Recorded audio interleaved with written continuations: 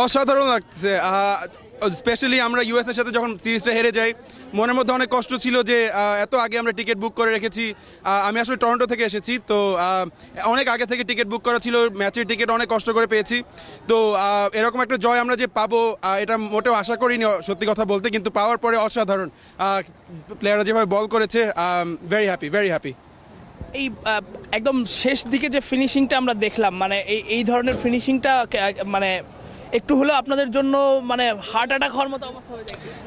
সত্যি কথা বলতে বাংলাদেশের খেলা যারা দেখে তাদের সবাই এই সিচুয়েশনে ইউজড হয়ে যাওয়ার কথা, কারণ বছরের পর বছর আমরা দেখে আসছি যে কঠিন ম্যাচও আমরা ইজি করে জিততে পারি না, কঠিন ম্যাচও আমরা কঠিনভাবেই জিতি, ইজি ম্যাচও আমরা কঠিন করেই জিতি। তো এটার সাথে আমরা ইউজ টু।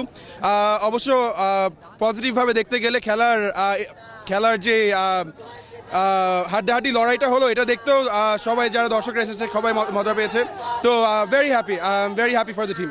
লিটন দাসকে নিয়ে অনেক সমালোচনা ছিল এবং শেষ পর্যন্ত সেই লিটন দাসই আসলে ওই ইনিংসটা না খেললে বাংলাদেশ হয়তো জিততে পারতো না, এটা নিয়ে কি বলবেন? তার প্রতি আমাদের সবসময় একটা এক্সপেকটেশন থাকে যে আমরা সে একটা এরকম ইনিংস খেলবে। তো খুবই ভালো লাগলো যে সে উইকেটে অনেক টাইম স্পেন্ড করেছে। আশা করি নেক্সট ম্যাচে আরও ভালো খেলবে, বাংলাদেশ টিম আরও বেটার ব্যাটিং করবে, আমরা যেটা প্রত্যাশা করি।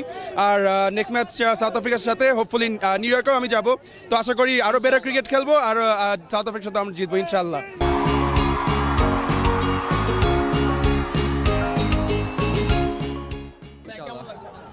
অসাধারণ ফিলিং টু বি অনেস্ট। আমরা দুজনই টরন্টো থেকে আসছি, এখানে অনেক গরম, এই গরমের মধ্যে যে আমরা পুরো দিনটা এখানে ছিলাম, ইট ওয়াজ অল ওয়ার্থ ইট।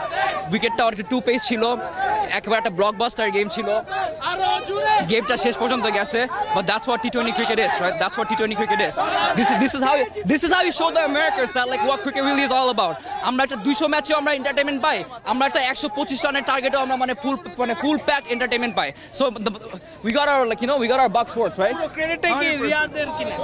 পুরো ক্রেডিটটা কাদের? রিয়াদের কিনা? রিয়াদ ভাই তার এক্সপিরিয়েন্সটা শেষে দেখাইছে। We always knew like we had Riyad ভাই to count on, right? আমরা এটাও জানতাম যে যদি লাস্ট ওভারে যদি অল্প কিছু রান লাগে, আমাদের রিশাদ আছে, রিশাদ ব্যাটিং পারে, তানজিম সাকিব আছে, তানজিম সাকিবও ব্যাটিং পারে, তাসকিনও টুকটাক ব্যাটিং পারে। তো আমরা কখনোই খেলার টেনশন ছিলাম না। বাট দিস ইজ হাউ এই খেলাটা যে শেষ পর্যন্ত গেছে, all credit goes to the players. Like তারা যে ম্যাচটা ফাইনালি এভাবে এত একটা ক্রাঞ্চ সিচুয়েশন থেকে মাথাটা ঠান্ডা রেখে জিতে আসছে। That's all I gotta say, bro. That's all I gotta say. ভাই আলহামদুলিল্লাহ বাংলাদেশ জিতছে, অনেক ভালো লাগছে, কিন্তু বাংলাদেশের টপ অর্ডাররা আরও দায়িত্ব নিয়ে খেলতে হবে। নিউ ইয়র্কে সাউথ আফ্রিকার সাথে খেলা, সো এটা টাফ উইকেট অনেক। তো চাইবো সাউথ আফ্রিকাকে বিট করে বাংলাদেশ কোয়ার্টার ফাইনাল কনফার্ম করবে। থ্যাংক ইউ ভাই। Finally some peace. Very good win, very আলহামদুলিল্লাহ। বাংলাদেশে আরও একটু আগে জিতা উচিত ছিল, যেহেতু অনেক কম রান ছিল শ্রীলঙ্কার, but it's good, it was fun.